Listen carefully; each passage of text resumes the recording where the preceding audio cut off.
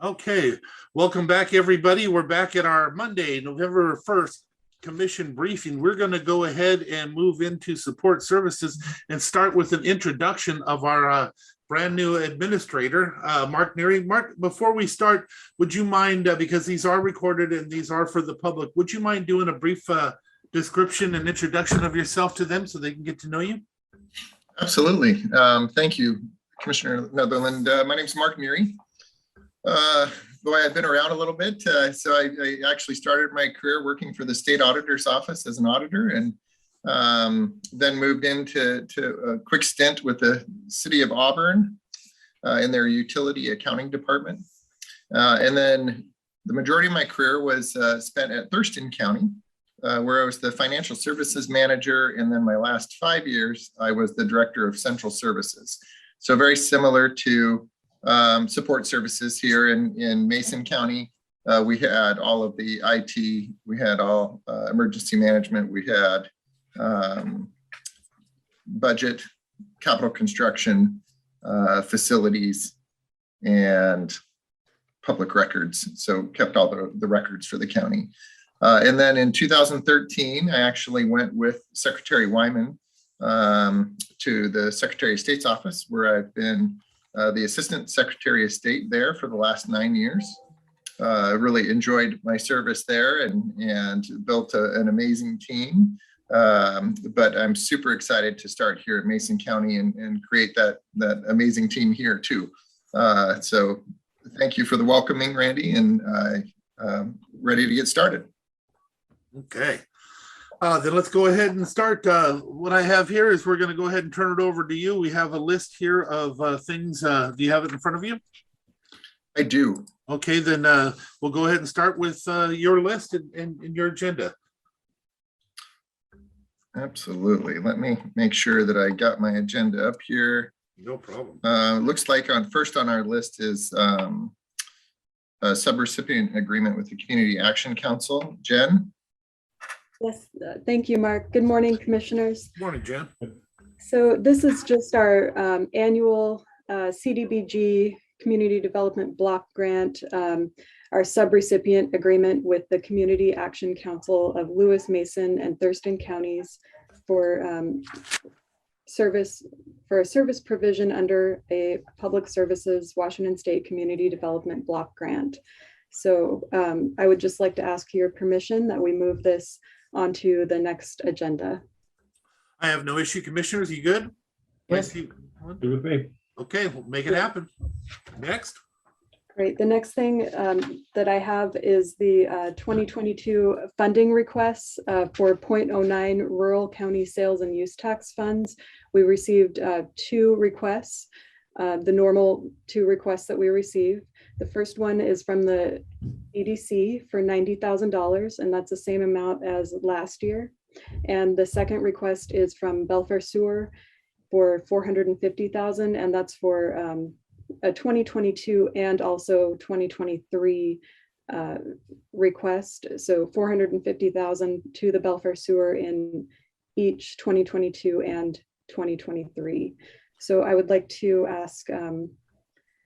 And is it appropriate to do it in because I don't remember doing a 2-year because of budgets, to set it out in a 2-year process like that and bind the budget for next year? They typically have done that. I don't remember when that began. I think it's been roughly 10 years that they've been doing that, but for 2 years, huh? Okay. Yeah. I mean, we can definitely do a 1 year if you'd rather do that. No, I really don't mind because I'll keep track of it, but usually a budget. Go ahead, Diane. Yeah, Jen's right. On that, on Belfair Sewer, we've done multiple years for probably at least 10 years. Okay. I know we set up the Shelton one sewer for a 10-year plan. It's probably 20 years. Yeah, that's a long one. Yeah. Okay. Commissioners, do you have any questions or issues with that? No. I do not. Okay, let's do it. Okay, great. And so we also need to circulate a letter soliciting comments from the city of Shelton and the ports on the SEDS list, and that's per RCW. So I just wanted to remind you of that, commissioners, and I have that letter ready to go. And I'm suggesting the comments come back by November 17th. And then I would like to ask that that the awards be placed on the November 23rd action agenda. I see one head shaking. Kevin? Yeah, that's good with me. I do have a question for Commissioner Netherland though, when Yeah. appropriate. So Commissioner, has there been any conversation at the EDC level about having this, or the city's, submitting projects to the SEDS list? Yes, Progress on that? we're just about to meet. There's some of it they still have not submitted, but Jennifer and them are actually reaching out again to try and make sure they get it in there. So I expect that it'll be in there before we review it here in the next week. I think is the appointment to review them. Okay. Thank you. But if they're not there, just know it's not from lack of trying, because Yeah. she has been trying. They just haven't given them to her. Yeah. No, I appreciate that. Okay, so so everybody's good with that. We'll send out the letters and get that moving then. Is that what I'm hearing? Commissioners? Yep. Okay, thank you. So the next thing that I have is the ARPA funding for Crossroads Housing, the $10,000 to the poor and infirm veteran, or poor and infirm with a strong preference towards veterans or essential items. And this contract was previously held with North Mason Resources? thank you, North Mason Resources, for $5,000. And so it's basically the same contract, but put into the ARPA format. And we still do need to run this by Tim Whitehead. So I just wanted to point that out. And I also need to run it by Crossroads Housing. Just wanted to bring it to you first, commissioners, for the initial review. Commissioners, because of time wise, if it is approved by Tim Whitehead and the Crossroads, are we good with putting it on that next agenda? Yeah, it looks good to me. And what's the what would Tim be reviewing it for? Just because he reviews all of our contracts. Okay, gotcha. Yeah, it's the So same. there's nothing specific to this request that you're at. It's just the standard legal review that he provides. Yeah, exactly. Okay. If there's going to be any red flags on this one. Gotcha. Okay, so Okay. let's make that happen. And Okay, great. The last thing that I have is the ARPA funding request for the PUD3 Belfair Electrical Substation. And this one, we had initially wanted to enter into this agreement using the investments in water, sewer, or broadband infrastructure under ARPA. But this project, because it's electrical, does not, it's not eligible under that category. And so instead, it could possibly be eligible under the revenue loss category. But Tim Whitehead reviewed this contract last week, and he had called me, and we had a conversation about that, and he's wanting to get a little more clarification on that. He's a little bit apprehensive about the revenue loss to the county since we did not have this Belfair electrical substation in the works prior to, or the county did not, Mason County did not have this agreement prior to COVID. And so I'm going to send an email to Tony Hansen asking for a little more clarification on the revenue loss. In the interim final rule, the revenue loss states recipients may use payments from the fiscal recovery funds for the provision of government services to the extent of the reduction in revenue experienced due to the COVID-19 public health emergency. And so I'm just going to get clarification on the government services, since the Belfair station is a good idea, but if you can, ask also just for help on how to, this is one of the most important ones I think that we dealt with and we had before us with these funds. Ask for help and just other ideas he may have. because I can understand why Tim would be a little bit hesitant. I'm hesitant when I'm reading it. It makes me a little nervous because remember, we do not want to have to pay back 1.5 million, especially if this is the first of many of several as we put forward. So if we could find the right category or some other category we hadn't thought of by asking for some help there, would be appreciated. Hey, Jen, Yes, let's also send it to NACO and to the Treasury because that way we can get Yeah. confirmation from them. I'm sure that there are other counties and probably every other state wondering the same thing. So if we can get clarification from them, that way, I don't want to. I it's don't want not to do all anything on wrong. Tony No. that way. Commissioner Trask, that's smart. If you're able to get a response from them and another one, that gives us two in our file to be able to show of why for justification. I like that a lot. Also send it to our even our state chapter, just get all the information back we can and others that may have ideas of how to do it. And typically what we've been doing is anytime that we get a response from Tony with Department of Commerce, we share that with WASAC, and then they share it with the other commissioners. And that way we have a clear guidance for everybody. So, yeah, so Okay. everybody can be on the same page. Sounds good. I will do that. And then my other hesitancy in the lost revenue category is that, so I did this calculation and it has not been reviewed by anyone so far. I sent it to Mark Neary this morning. And so he'll be looking at that in his spare time. And I may also ask the treasurer to take a look at it as well, or maybe Leo, or both, just so we have a couple sets of eyes on the calculation. Great idea. Okay, so I'll send off that email and keep you updated on where we're at with that. And that's all that I have this morning. Thank you. Thank you. Thank you. Good morning, commissioners. I have a news release for next Tuesday's agenda. It talks about the Parks Comp Plan update. We're doing virtual workshops for public input. So I'd like to place that on next Tuesday's agenda. Any issue, commissioners? Good with Nope. me. No, we're good. Thank you.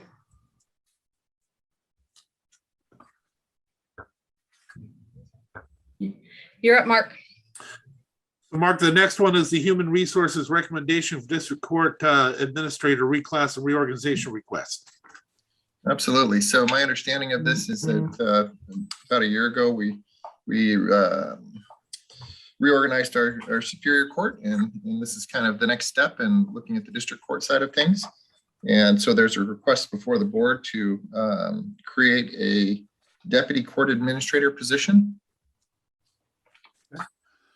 And the recommendation is to approve. I know we've been very, and it's to change it from a range 35 step 5 to a range 41 step 5 as a chief district court administrator, maintaining an equivalent separation between the Superior Court Administrator and District Court Administrator as was previously managed prior to Chief Superior Court Administrator reclass. So we're putting these things at a parity. We have before us a recommendation for approval. Commissioners, do you have any questions on this or comments? Anything you want to think about on it? Yeah, I think we discussed this last briefing. Yeah. And we received it a little late, and so I had not looked through it, and so we just wanted to give us a little bit more time to look through it. But Yeah. I support it. Okay, Commissioner Schutte? Yeah, so I mean, I think the rationale is there. I think HR did a good job with the reclass review. If you do the reclass, would that commit us also then to doing the deputy position? And if so, shouldn't that be a decision that's made with the budget? Yeah, I know that I myself, I was very, very clear in asking that question, that this is only this. The other is done in our budget discussions. This is only for the reclass before us now. And if we put it on the agenda, it would only be for the reclass. The other discussion must be had during budget. So, I think given that though, I mean, I think my preference would be to wait until we have some decisions on the budget. We have a workshop coming up this afternoon. Certainly don't think that waiting until we know what we're doing with all of the requests in the budget is necessarily a bad thing, just to kind of keep everything in kind of context and understanding the decisions that we're making and where we have capacity and where we don't. So, like I said, I think, I agree with the rationale for the reclass, but it does, doing the reclass does then, there's also the other element of it that triggers. So I'd like to hold on. Yeah, and if I can, I want to explain a little more. This one here is on this reclass. This has nothing to do with that other position at all, and it shouldn't have anything to do with the other position. They went through the reclass with the idea of trying to get it at par with what we have in Superior Court, the work that's been put on the position that we already created, because we already created this position, and now the reclass to bring it up higher. The two aren't connected unless we make it connected. So this is the only thing that was looked at on this was the position itself and reclassing this position. If we do nothing more, then nothing more happens. They're not connected. But we can wait. I have no problem waiting. I just want to make it clear the two are not connected. And I'm not agreeing to do anything because we're moving forward on this. I'm only agreeing to move forward on the reclassification of this employee in this position that the employee is sitting in, to have them be parable with the Superior Court as well. Mm-hmm. Does that change your mind at all, Kevin? Or because you know me, I'm going to support. If you want to hold off, I'm going to support that. That's how I do things for myself. But I think that the two do stand completely alone, and I don't think one's going to interfere with the other. Yeah, no, I think I'd hold off. Okay, then I mean, I will support holding off until after our budget briefing. Judge, I'll give you a couple of minutes, but we will be talking about this stuff during the budget briefing, but I'll give you a couple of minutes now. I don't think any comments are going to change where we're at right now. But if you think you have one that would, please feel free to speak. I can't hear you.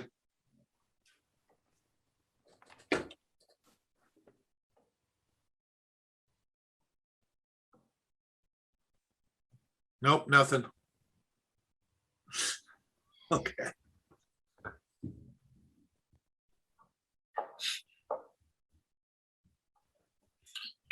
Let's see. This is Mark Neary. I got a quick question for you in terms of my preliminary understanding of what we're asking. Yes.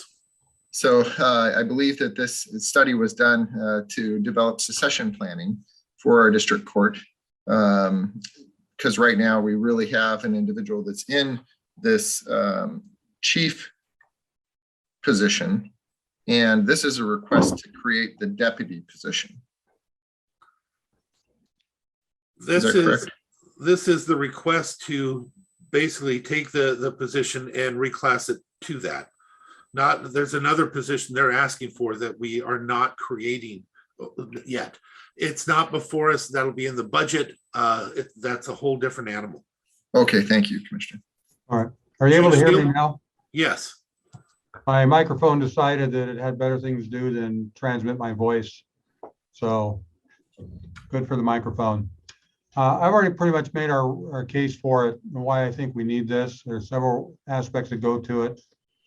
Keeping it in line with something similar done with Superior Court is one of them.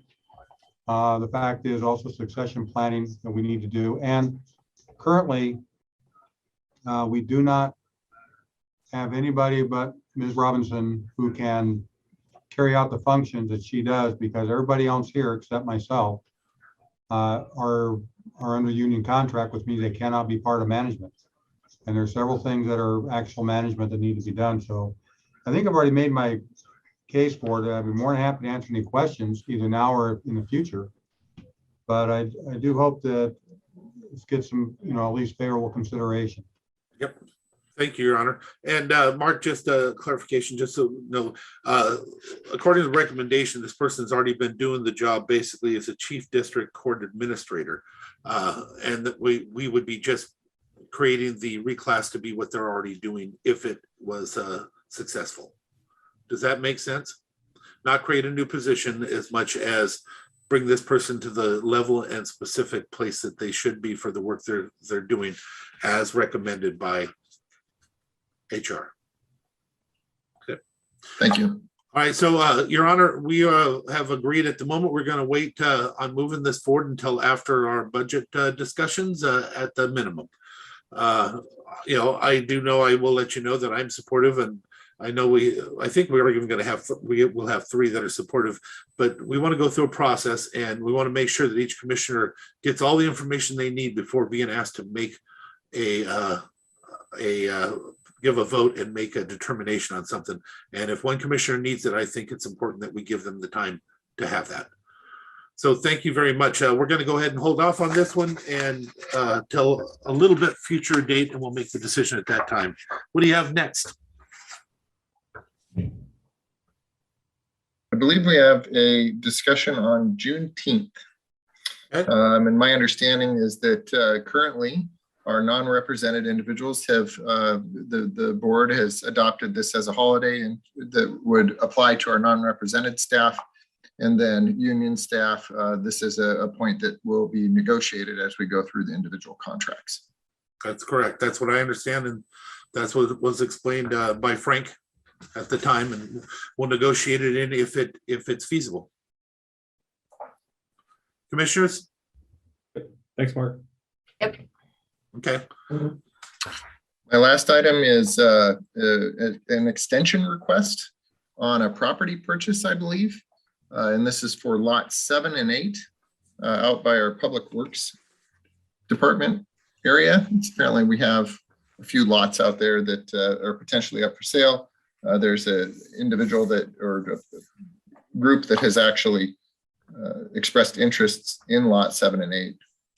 These are 6-acre commercial parcels. They want an extension, and Commissioner Netherland, I believe that you may have some additional information for us on this. Yes, I'll share what I have. So, you know, they have their different reasons. They're thinking because of the holidays, they weren't able to get some of the information that they want. But we're looking at, you know, quite a long time as it is.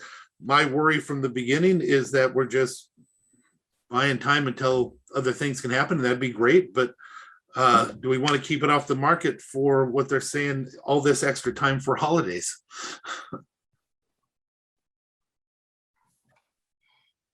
Are you recommending against it, or? In my opinion, in the fair minimum, if we gave them some time, you know, give them 1 month. Give them a 30-day extension. You know, it's up to them to get their stuff in line and get the information that they need. They've had many months to do it now.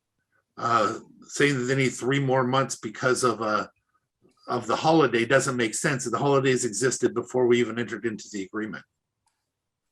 They're waiting for some information to come back to them. But again, that's a lot of months. So I would. Oh, go ahead. Go ahead. I was just going to say, so I would be open to a you know, countering with a month extension and seeing where the chips fall then. Yeah, that's basically what I was going to say too. Maybe just go with your recommendation of 30 days. Okay, so with your permission, we will, Mark, if you will contact Richard Beckman, let him know. He'll put the paperwork together, and with your acceptance, I'll go ahead and sign an extension for up to 30 days. Sounds good. Thank you. All right. Do you have anything else for us? I don't believe so. Do we have any commissioner discussion? I got that. Okay. Yeah, nothing for me. Then we are going to go ahead and move to support services. Community services with Dave Windom, but we're pretty early. Dave, do you have everybody you need? First, Mark, thank you very much for your first one. You did great. It was a wonderful party had by all. But you still need to stick around because we may be calling on you throughout this briefing, if you don't mind. Absolutely. Thank you. Thank you, Mark, and welcome home. Dave? Hey, Commissioner, good morning. It's a happy November 1st. I was just saying this morning that we are 66 million seconds into COVID-19 response. We figured that out this morning at Area Command. So That's depressing. yeah. So we're ready to go. We've got everybody we need on here, and we can just go ahead and proceed. Thank you. Okay, so our first thing is last week we were doing a housing needs assessment. Last week we met and reviewed the two proposals that came in. Both were very good proposals. I mean, from a technical point of view, I think they're very, very close. So the team that looked at those kind of got a little more into the weeds, and we did pick the FCS group to go ahead and conduct that housing needs assessment. And we're asking to put this on the action agenda to go ahead and confirm this and start working with them to build the contract. Anything, Commissioner Trask, do you have any questions or comments? No, Commissioner Schutte? No, and I'll just mention that Lydia briefed this at the Housing and Behavioral Health Advisory Board last week, and they were supportive of this direction as well. Thank you. So we're in agreement to move forward. Yep. Okay, Dave. So I think what we'll do then is we'll go ahead and work on the contract, bring the contract back in a briefing and put that on the action agenda. Yes, please. Hi, Lydia. Good morning. Yeah, I take it you're okay with our decision to move it forward? Oh, yes. Okay, thank you. Thank you. Okay, and the next thing we have is the amendment to the Consolidated Homeless Grant. And the primary piece we need to look at is the amendment and attachment A in the amendment. And it's basically has two pieces really of four total things. So putting shelter in for 4 hotel rooms units, rapid rehousing, 1 household a month, 25 households in total, case management and outreach to assist households. And this money will be coming to us operationalized by January of 2022. So, and in here you see the dollar amounts. So basically this is just an amendment that expands the scope. Okay, any issue, commissioners? No issue. no. Okay, we'll put that on the action agenda for next week then. Okay. All right, next one, Lydia. Yeah. Lydia, before you start, let me give you just a heads up. I was contacted, North Mason Resources has new leadership, but you all know him and he's doing fantastic things.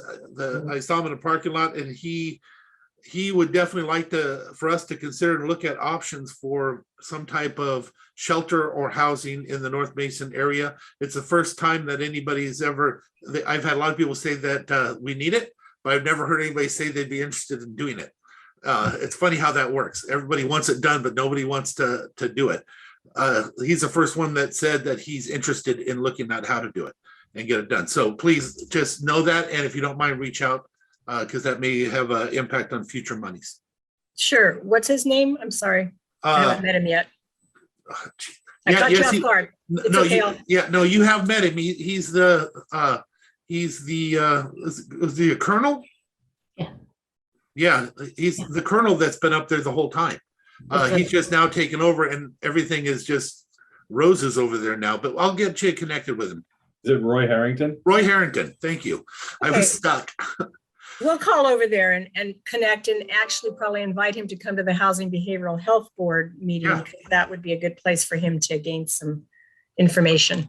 Yeah, he's starting from the beginning. Like I said, I couldn't believe he actually asked me.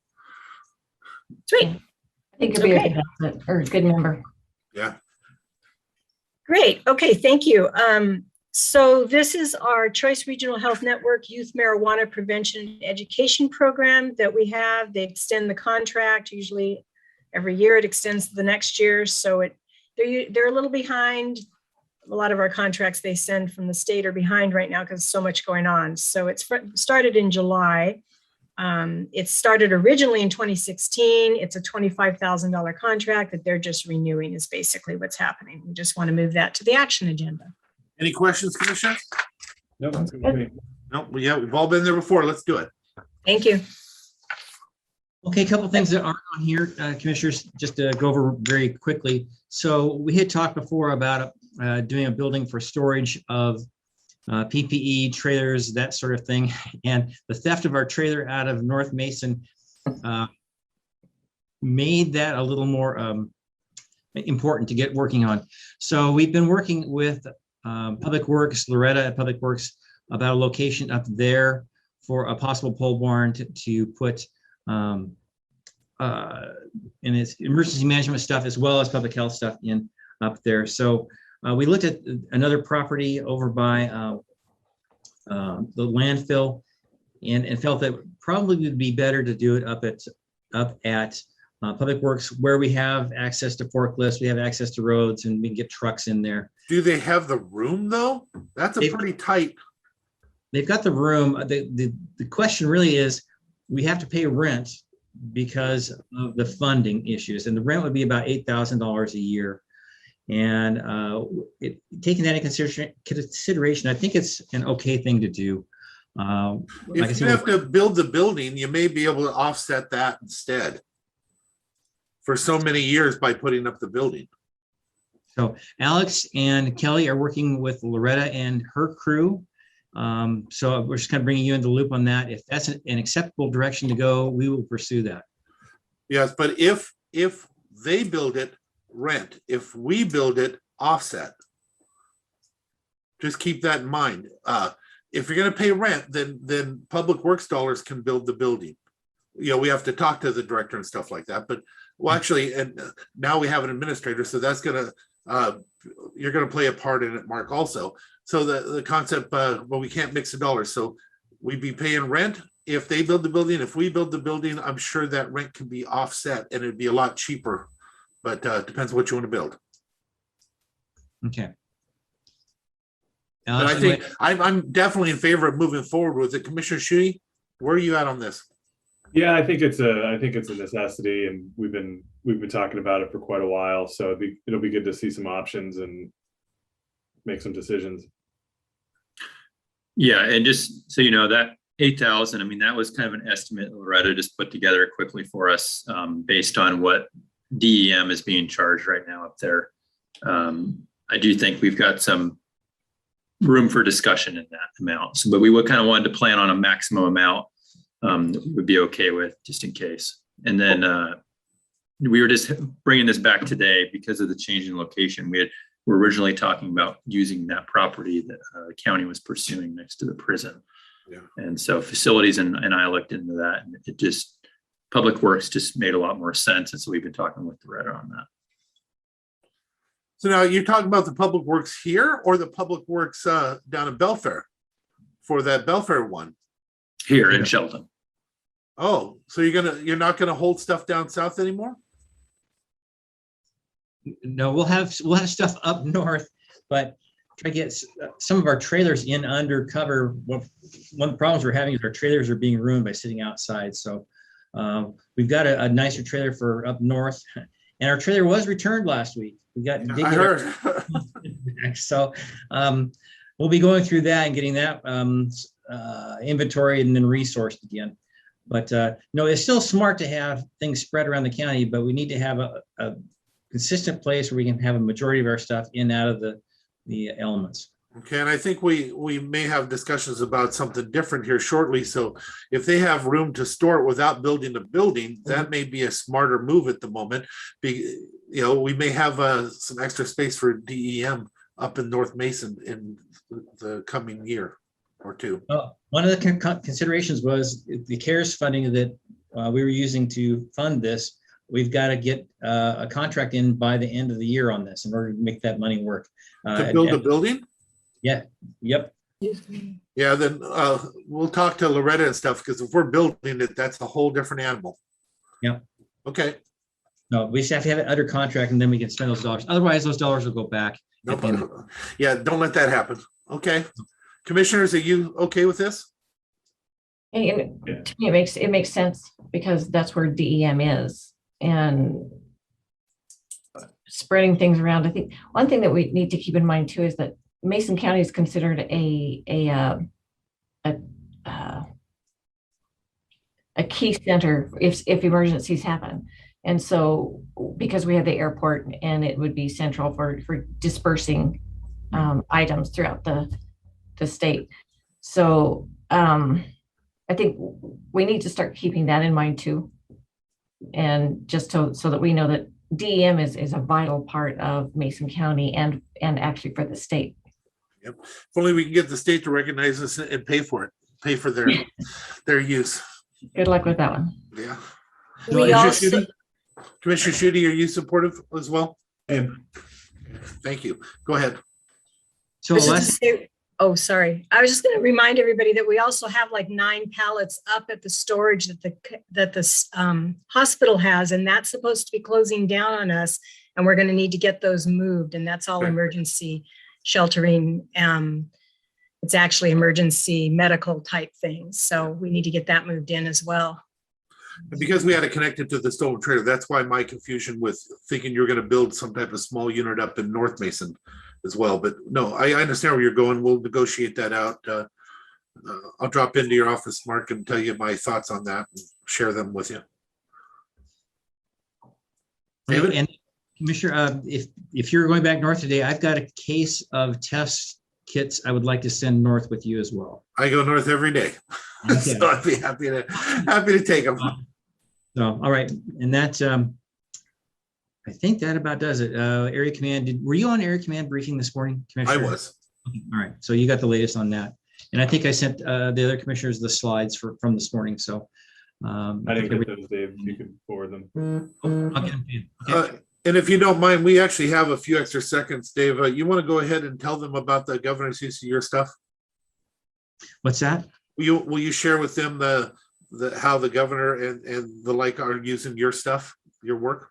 Oh, yeah. So last week, I was working on epidemiological curves and expectations of what you might see in an epi curve over time if you implement interventions. So for example, if you have a mask intervention or you do vaccine mandate, whatever, it should, as you have your epi curve, it would have an impact at a certain time after a period of lag prior to that. So once you have a date when you say you're gonna do masking, say a 2-week, 3-week lag, and then there should be evidence within the epi curve showing an effect from that intervention. So I did a quick study, put something together. I sent it to Scott Lindquist at the state. He had a few questions. We talked about that, and he assigned a couple of his folks to look at the timeline of COVID and the epi curves that we have out there, because a standard epi curve, goes up and then little hang time, then comes back down. Well, if you have an intervention, it should go up and then have a change. And what I've asked him to do is to take this thought, overlay it on the epi curves that we have over time, and see if we can have a correlation between the interventions we've implemented and an actual effect in the epi curve. So he's willing to do that. I asked him questions, and I see this morning he's handed it over to a couple of his folks to look at, and they're going to be kind of scrubbing that against not only the state curve, but some of the county curves as well, to try to get an understanding of what the disease progress is within not only the state, but in the individual counties as well. So what are the epi curves telling us about our interventions, how well they work, how much of an effect, and then what's the effect over time? If we have an intervention that's put into place either at the top of the curve or the backside of the curve, it should steepen the backside. And is that what we're seeing? So they're taking some of the ideas that I put forward and running with them, and hopefully we'll have some interesting products come out of that. Thank you, Dave. Does anybody have any questions or anything for Dave and his department? Hey, Dave, if you could reach out to me and let me know how that, the incident at Community Lifeline, if you could reach out and let me know how that's going. Right. I'll get with staff, because that thing went until, it's typical, Friday afternoons, that kind of stuff goes on. So we worked on that until the evening. So I have an update from this morning if you want it. there you go. Please. So we have our main person that's actually asymptomatic, quarantined, but we're also going to send the person for testing because it's possible it's a false positive. And the others are quarantined. 2 disappeared, didn't come back to Community Lifeline, and 3 more are in quarantine in Community Lifeline and following the rules. So, and no one else knew. They've been testing, and no one else knew has come up positive. Great. If you could keep me updated, that way I can let the city know as well. Sure. Thank you. Mhm. I just sent a request. So anything further for Dave and his department? All right, thank you very much, guys. I put Thanks. over a question to Loretta, and we'll see if she can respond real quick before we make our next decision on what we're doing here. Loretta, are you able to go early? We're ready to go, Commissioner. Commissioners, if you like, we can go right now and get this out of the way instead of going to break. It's up to you. Are you comfortable with going right into Public Works? Yeah, good with me. Loretta, you're up. Okay. Thank you. All right. Morning. Morning. First item up, Commissioners, is to create resolutions for 3 new CRPs. And these CRPs are associated with the Highway Safety Improvement Program grants. So this is a federal pass-through funding that we typically receive every biennium. And we were fortunate to get some guardrail retrofits, some curve analysis, and signpost reflectivity to brighten up those signposts. And I believe last week, Mike mentioned this was coming down the pike. And Mike, any other things to add on this item? I would add that to note that it's 100% funded, and usually it's 85%. So this is a positive, My absolute favorites are the 100% funded. right? It is, and kudos to Mike and the rest of the engineering team. Our last grant round, we were able to meet the obligation deadlines and receive 100% funding as well. So good job on the project delivery. Good job.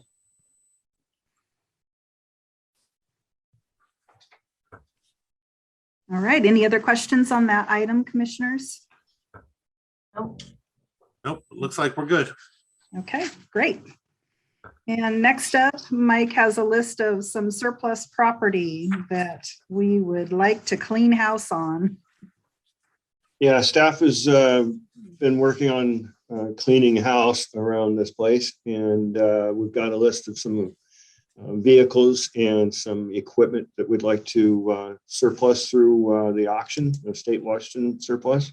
So I believe you have the list yourself there. There's what's 1, 2, 3, 4, 5 vehicles, and the rest are Sanders or bulk. The bulk tank is a fuel tank that goes in the back of pickups. These are damaged and cracked and have problems. So Okay. I'm just trying to clean it up. Commissioners, do you have any issue with any of this? No issues. Looks good.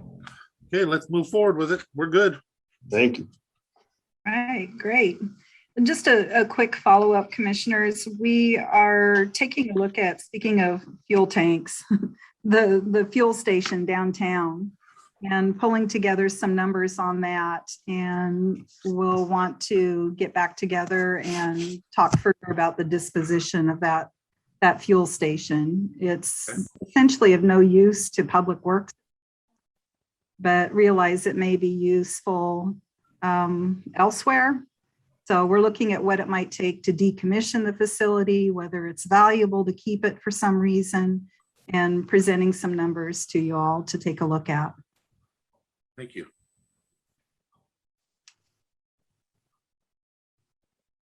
Any thoughts or direction on that? Nope, just wait.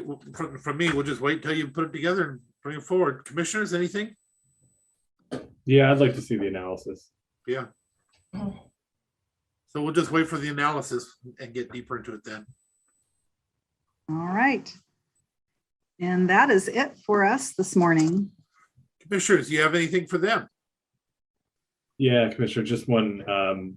Loretta and Mike, can we get just an update on how things went late last week and over the weekend in the Valley? Sure.